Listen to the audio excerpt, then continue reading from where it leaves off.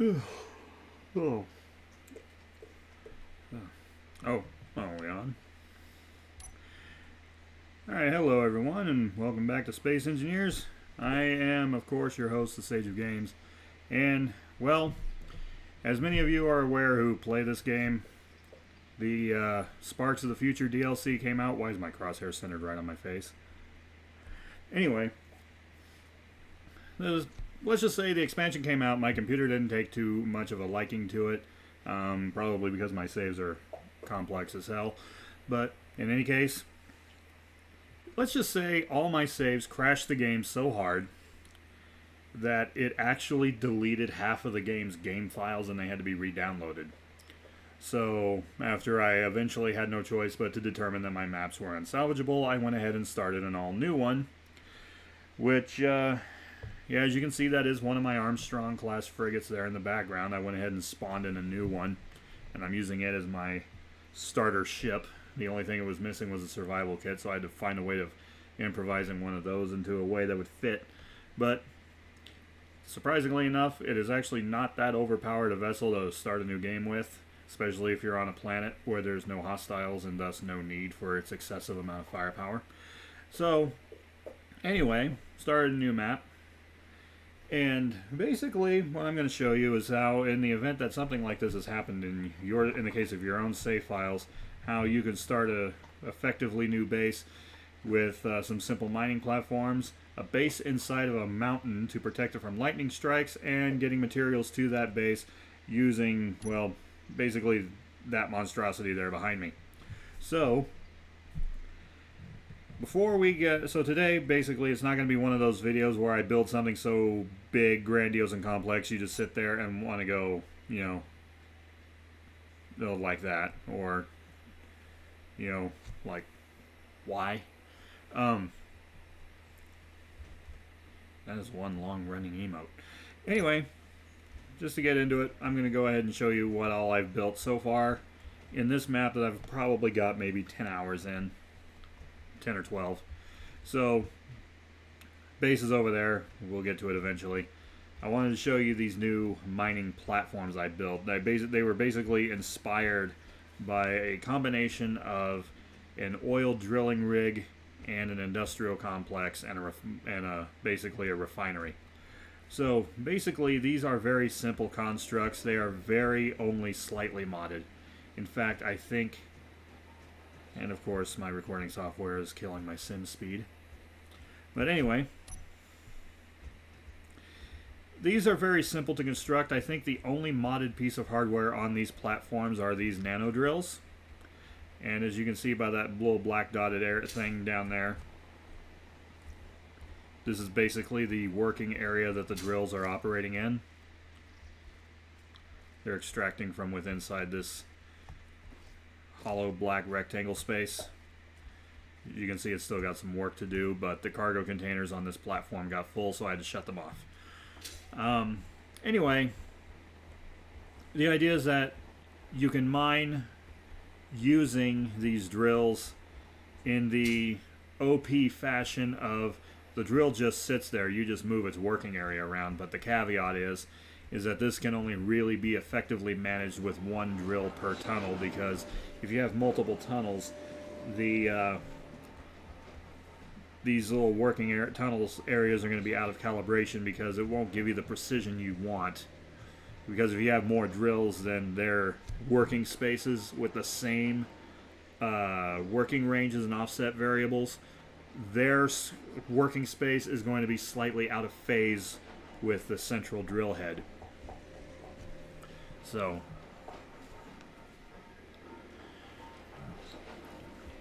yeah, there's that.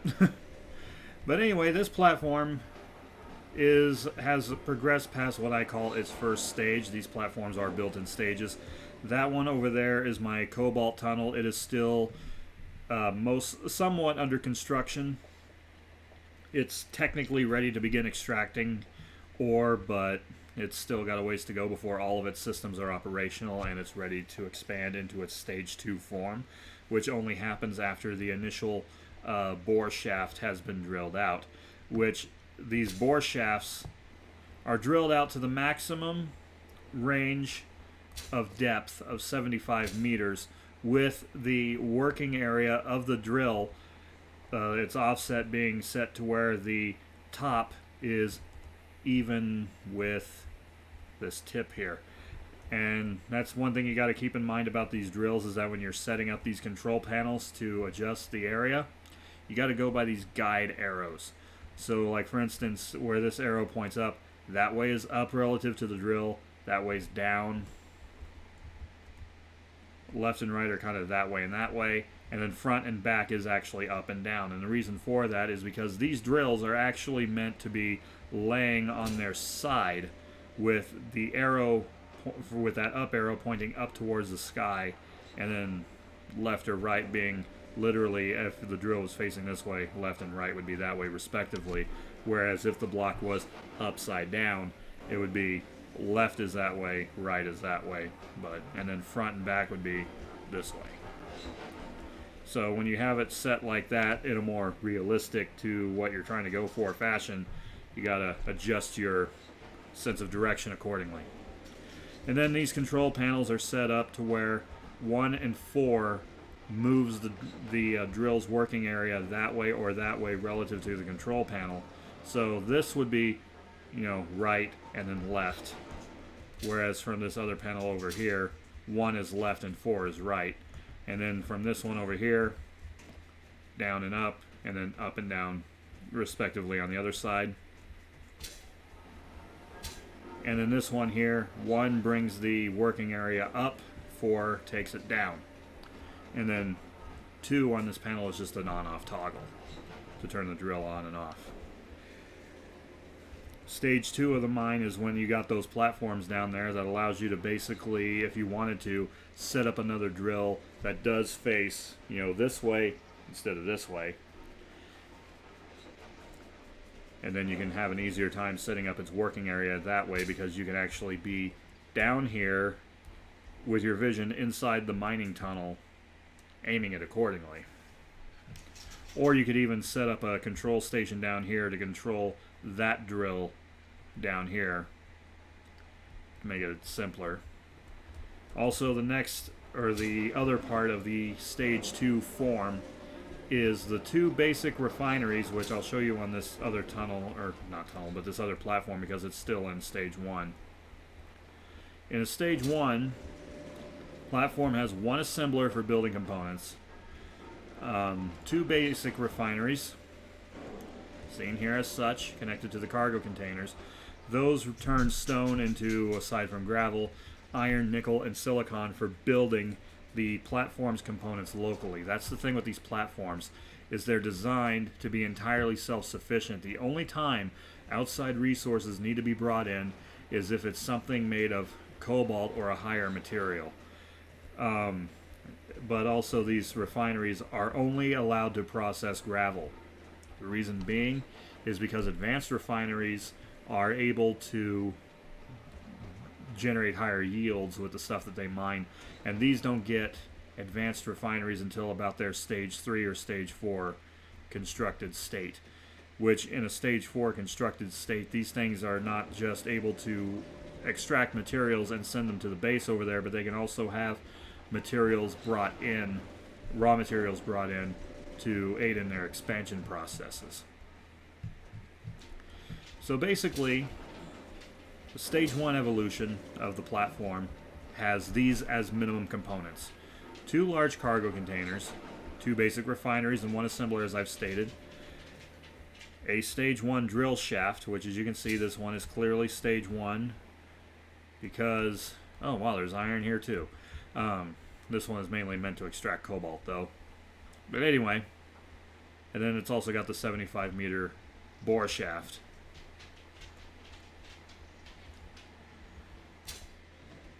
So there's that. And then it's also got a single one of the Dummy Industries mod, the build and repair system. So basically these things are able to build themselves. You just place the frames of the blocks for what you want to add on, and then the systems that are built into the platform take over from there. That way you can focus on filling up the containers and then coming over here to man these controls, which this is where one of those trucks that I had just shown, that I was standing in front of earlier, will park with its dorsal collector sitting underneath this connector here, which basically it's almost like a seed hopper at a wheat farm, how this would just drop ore down into the truck, and then the truck takes it back to base and then dumps it into its cargo system. That's the thing, is that those beetle haulers, as I've come to call them because of what they kind of look like from a certain angle, they're designed to be entirely self-sufficient. They never need to actually merge themselves with another grid for the purposes of recharging. Because I built these platforms on an ice lake, the general idea is that whenever their batteries run low, they will go to a platform, get some ice, break that into hydrogen, run their V8 engines to recharge the batteries, and then that's how they refuel themselves. And in fact, they can go from dead to fully charged in a period of roughly an hour. So it's a pretty good setup. Now, also, you may have noticed that these things have an overabundance of windmills. The way it works is every single tunnel that is built will get these 4 pillars at each corner. And on the top of each one, a wind generator. That means that depending on the configuration of the platform, these things will generate more energy than they need by a margin of, well, a lot. Now the base over there, because it's built into the side of the mountain, which I'm going to show you how I got that set up later, or at least how it's coming along. Eventually the base will outpace its ability to generate energy from green sources, while at the same time not consuming all of the ice that the beetles need in order to keep themselves charged. So that is going to actually be covered in what is basically going to be the stage 3 evolution of these platforms, where a station is built where detachable vehicles can be attached that are basically just giant moving battery banks. Their purpose being that fully charged ones can be docked to a port that will be built onto the base, where essentially they would serve to power the base in an emergency power capacity, and then once they are about drained, they will be detached and sent back to a mining platform to get recharged, while other vehicles take their place. So coming back over here, we're going to get into the stage 2 version of these platforms.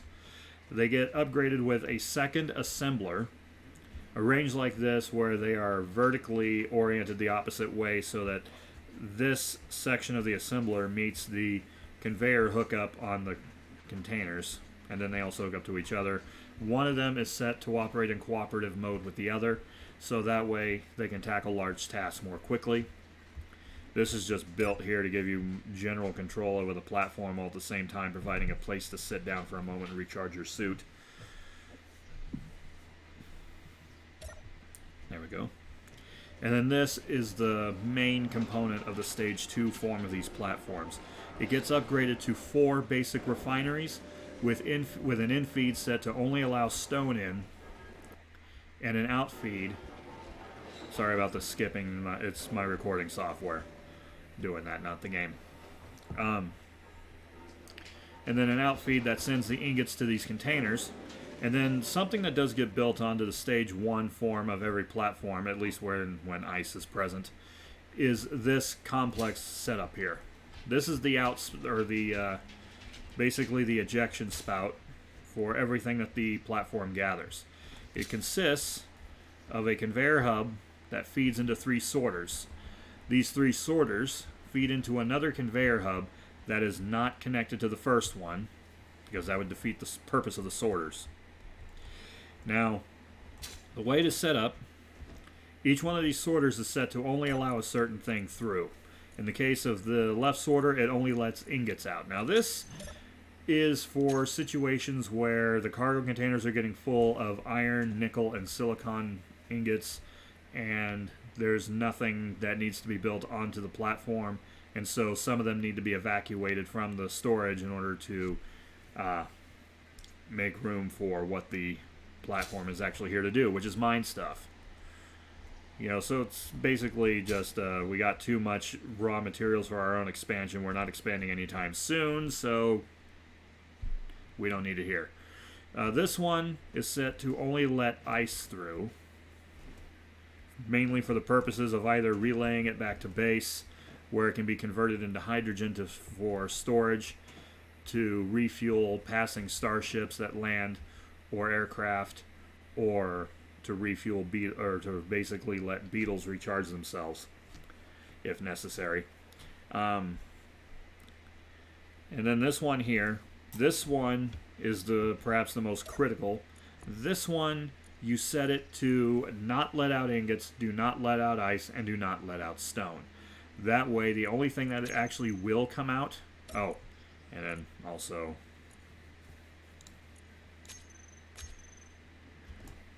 Forgot about that one. Anyway, basically, all this will do, because this mine only has nickel and copper at it, as far as I've seen, this will only let large rocks of iron ore and nickel ore out. On that platform, it'll let out iron and cobalt, because that's what's in that tunnel. For now, until it expands out farther. And then this here is this connector here is always turned on, and it's always set to throw out whatever falls into it. So basically, what you do if you want to empty this platform, which right now it's out of iron and nickel ore, so then there's these control panels here. This control panel controls that sorter up there. This one controls the ice sorter. This one controls the ingot ejector. So right now, I think what we're going to want to do, because I built two of these, and I built one last night, and it's low on power, so I'm pretty sure it's going to run out of ice pretty soon. So we might have to go ahead and connect these two with the way bugs connect to each other. And we're just going to have to refuel it. So we're going to need to turn on that center connector there, or that center sorter there, and there we go. Like I said, my recording software is causing significant lag.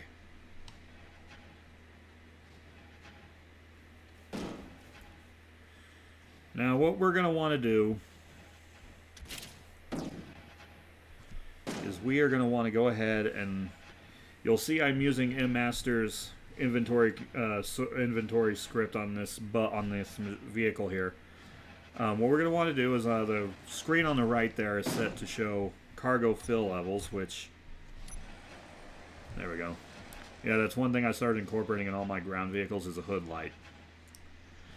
So what we're going to want to do, cargo is at 19% capacity right now. We're going to want to go ahead and let it fill up to about 50%.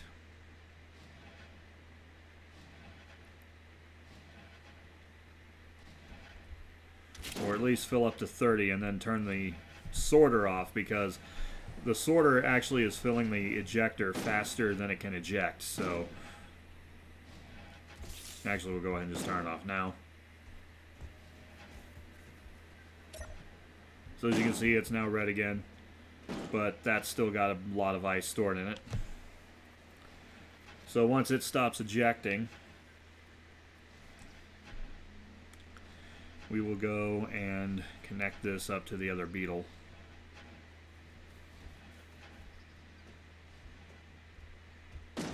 Actually, while that's doing that, I'm going to show you something else. Now, of course, down here we also have an ore detector to help with spotting where ore deposits are. These platforms also come with large banks of batteries to aid with the Stage 3 form, where these things will also help to supply power to the base by way of power vehicle.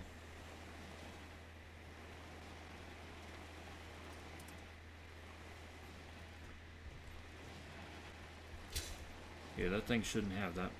Oh, it's done. How about that? Alright.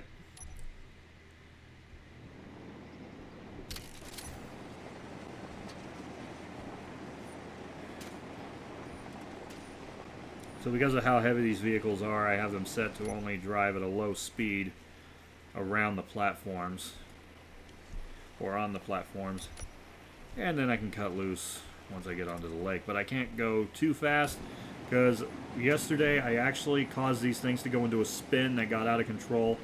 And rather than driving on one side, with all the wheels on one side, I was actually spinning like a top on the back left wheel. And I was lucky I didn't somehow flip the thing over. What is my sim speed right now? Oh, that explains it. Yeah, game's only running at 60% speed because of my recording software. When that's not running, I can actually maintain full sim speed while this is running. So yeah, aside from the entry tunnel, the only thing that anyone ever really sees of my base is that woodshed over there.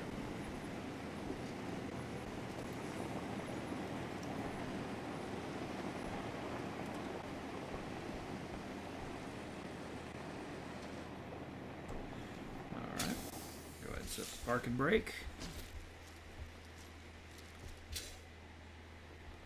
And then this one, an identically constructed vehicle which I built just last night.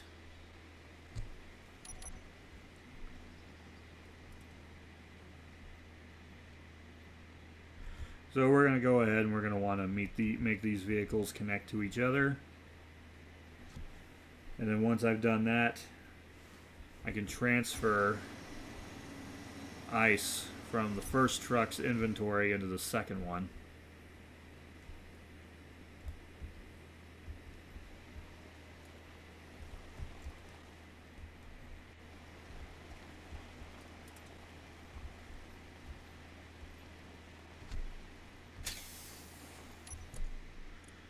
Alright, so go ahead and go medium cargo container, only show this grid, ice.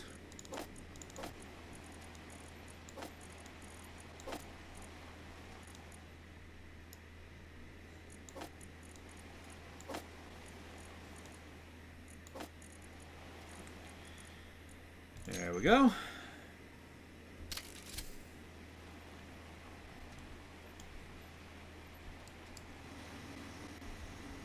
Then we just go ahead and bring it back over here.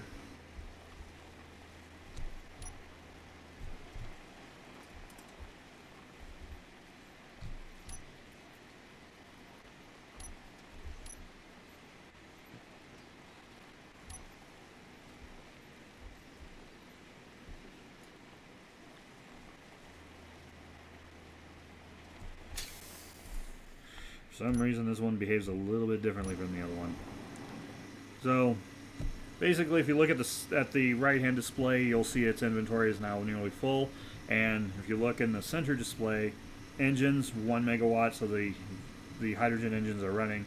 The battery where it says stored is at 40.8%. So after a while, this vehicle will be able to run without a recharge for quite some time.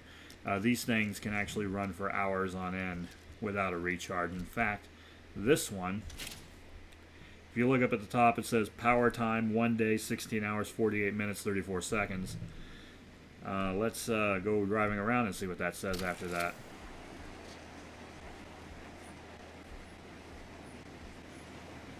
To turn around here.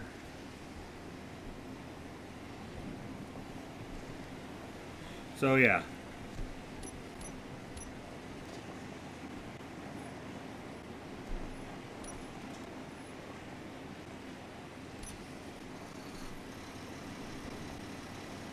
And then while in operation with the engines running, this thing can gain the remaining 11.7% power that it's missing in roughly 18 minutes. So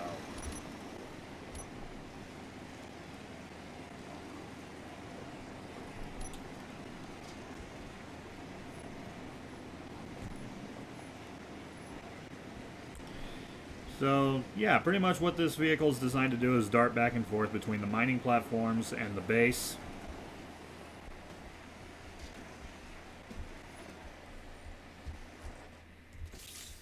I don't even think I got that centered up properly. No, I didn't, but oh well. Deal with that in a moment. So, basically, here's how this part works. Turn the drill on. Green ready light. Now the nanites are going to work. Come down in here and see what they're working on. Okay, so right now they're clearing away this strip of ice and iron ore here.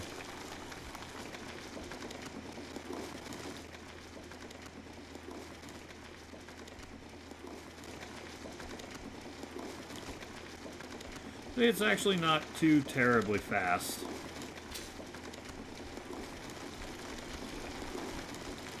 I mean, with each tick of the drill,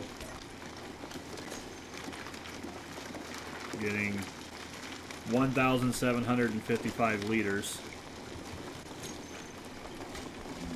So about as much as 2 vanilla drills plowing into a mountainside, but without the risk of using a dynamic vehicle, and also the fact that because this is anchored to a station, the sim speed demand is also significantly less.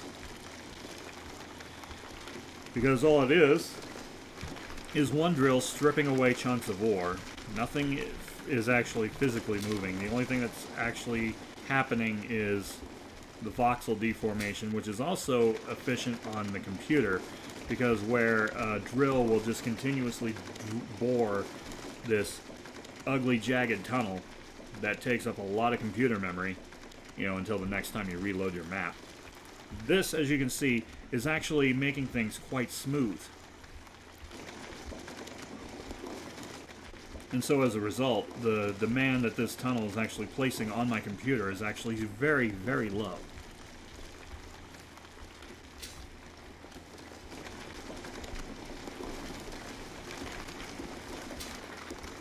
So what we're going to do now is we're going to come over... Is this the nickel drill or the iron drill? Oh yeah, it's the iron drill.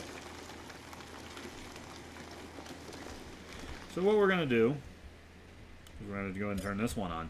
Now, another thing that I'm surprised I did not know about this in the 3,654 hours or however long it is that I've been playing this game. That number is an estimate, but it's pretty close. I did not know that you could actually align the blocks to a grid that was built less than 10 kilometers away. And by align them to that, I mean it's actually will snap them to this invisible grid. This invisible three-dimensional grid that is roughly 10 cubic kilometers, where the orientation of this block here in space is actually identical to the base over there, which means that because the spacing is perfect, the placement is perfect, and because they are somehow all now interconnected to this invisible snap-to grid, this can actually be merged into the base over there, not the ship, but the base over there, and that other platform without the need for merge blocks. Though I might connect them by conduits so that they can share power. You know, so that way if one platform starts to outstripe or outperform its power system, then it can draw power from the other platforms that are generating a massive surplus. So, yeah. Now, I've already got the stage 3 version of the platform already planned out. So, over here, coming off this way a little ways, there's going to be a platform with connectors, and to these connectors will be docked a larger variation of the beetle that is loaded with small batteries instead of cargo pods.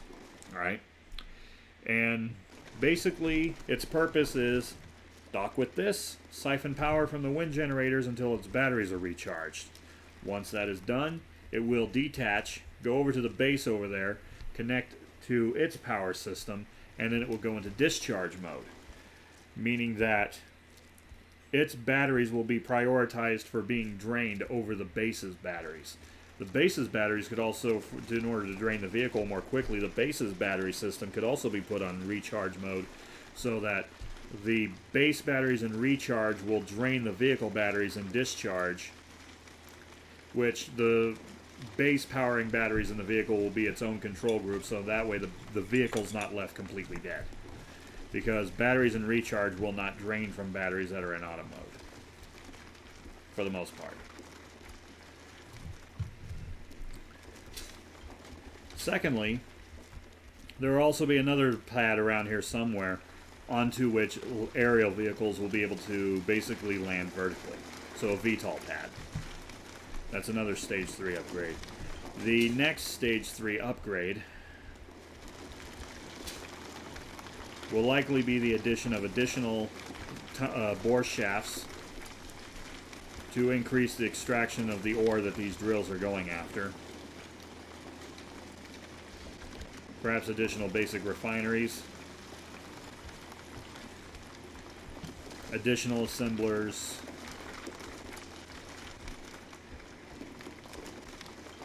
Excuse me. And their power plants will also be upgraded to allow them to support other nearby platforms.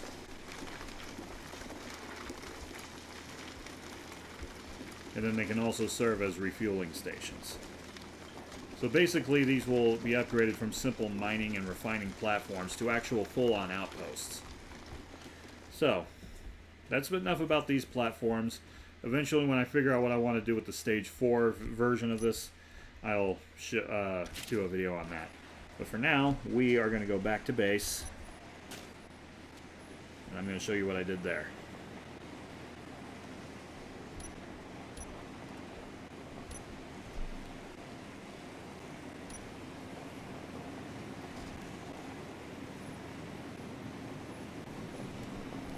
Yeah, even at 72 kilometers an hour or 18 meters a second, this thing gets a little out of control, even on level terrain.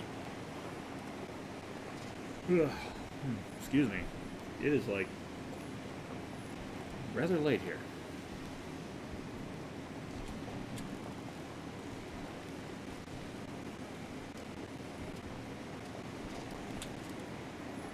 I should see the bridge going into my base somewhere around here. There we go. So this bridge actually extends over a drop-down area on the side of the mountain here. So this here is basically an entrance tunnel. Which, one thing I forgot to mention about these beetles is that behind the left and right connectors are the small block versions of the build and repair system. So essentially what these things are designed to be able to do is they can be used to build your base and build your mining platforms until their own self-construction systems become operational.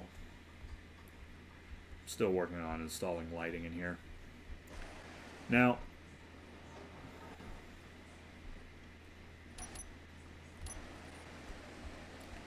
basically, in a manner similar to a forklift in an industrial complex, this base is designed to where beetle vehicles will be able to operate all throughout it.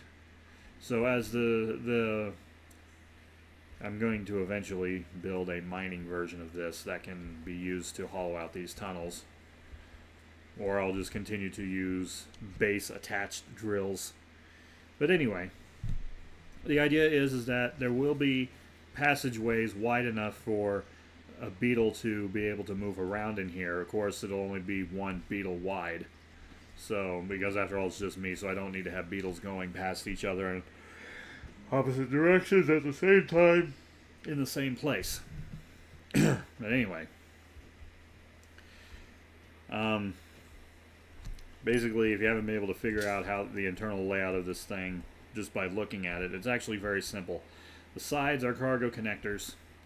All the system components run along the middle, and then there's this collector here which allows it to receive ore and things like that. Components, on the other hand, because many of them can't be fed through small conveyor ports, get fed manually into the left and right sides alternately, so in that way both construction systems can work together. And then of course 3x3 suspensions attached to blast doors meant to be used as axles. So that's how that's built. And then these control the collect all and throw out mode of the connectors. So that way when this thing comes in here full of ore, you can either use the toolbar in the cockpit, or you just come over here and hit these two buttons, and then the connectors will then start to spit out all the big giant metal stones. And there's actually a, as you can tell by this conveyor line here, basically it would stop over this with the back, with the connectors sitting just right here, so in that way, or it can just go, you know, drop into those. Then it goes up, the collectors send it up this line directly into this refinery, and then conveyors up there connect these 6 refineries together, and then they do their job. Any excess or refined materials, excuse me, I am really tired today. I have no idea why. Anyway, it gets fed into these containers here. And then there are 6 assemblers, 5 of which are set to cooperate with the other one. And their job is to manufacture components for constructing this base. And then they also provide cobalt-laced metal grids for the construction of assemblers and eventually advanced refineries on those platforms whenever they evolve to a state that they need them. Because, you know, after all, a particular mining site may not be, it may not have a cobalt vein, therefore it would not be able to process its own cobalt, which means it would not be able to make its own metal grids. So those tend to get imported from the outside. Then backing up here,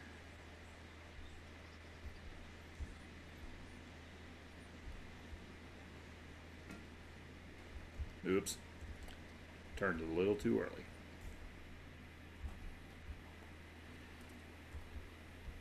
Anyway, you back up into this tunnel here, turn around the other way.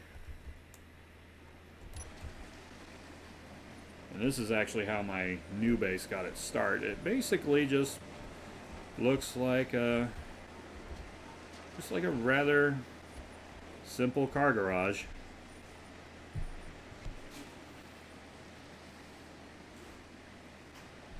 There was some hardware in these slots here that was recently removed, which is why those holes are there.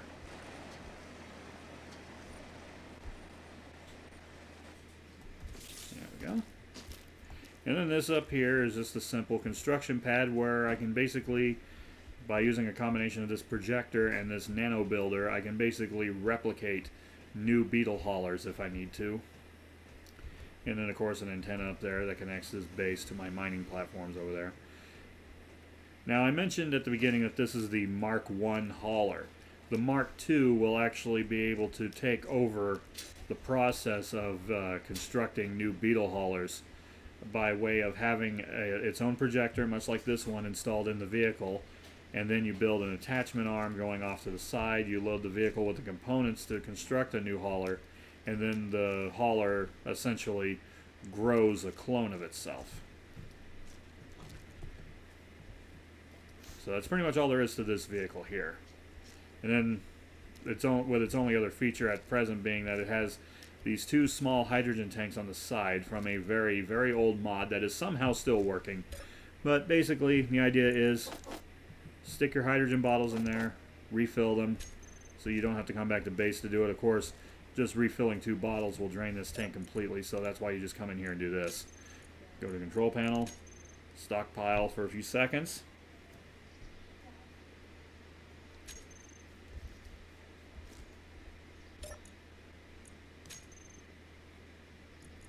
And then once it's full, oh wow, 3,000 liters. Apparently each one of these little bottles holds 1,500 liters of gas.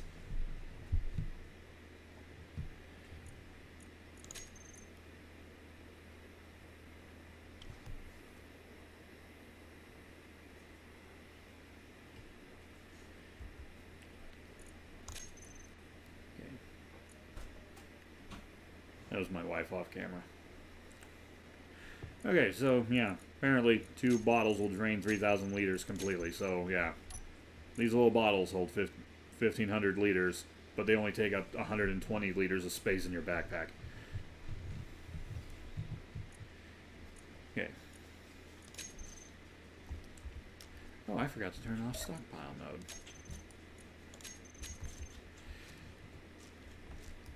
And then also, mainly for convenience more than anything else, I put one of these tanks on each side. So in that way, depending on what side of the vehicle you're approaching from, you can have convenient access to refilling your hydrogen, your jetpack, which actually, and then actually right behind this collector here, there is a gigantic hydrogen tank sitting right there underneath this armor plating.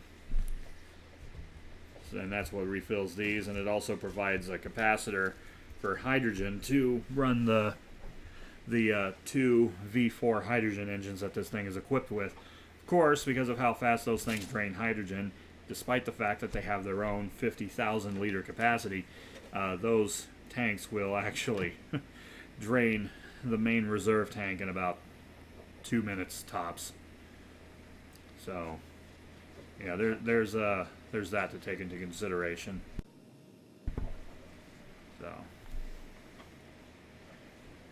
So yeah, there's that. So anyway, basically, for now, that's all I got for you guys today, because like I said, the game update corrupted all my saves. So unfortunately, I won't be able to show you the Mist Walker today. That's going to have to wait until after I get my shipyard rebuilt. And as most of you know, I do all my stuff in survival. So I will see you guys later on. And yep, I should definitely have more for you then. So see you around.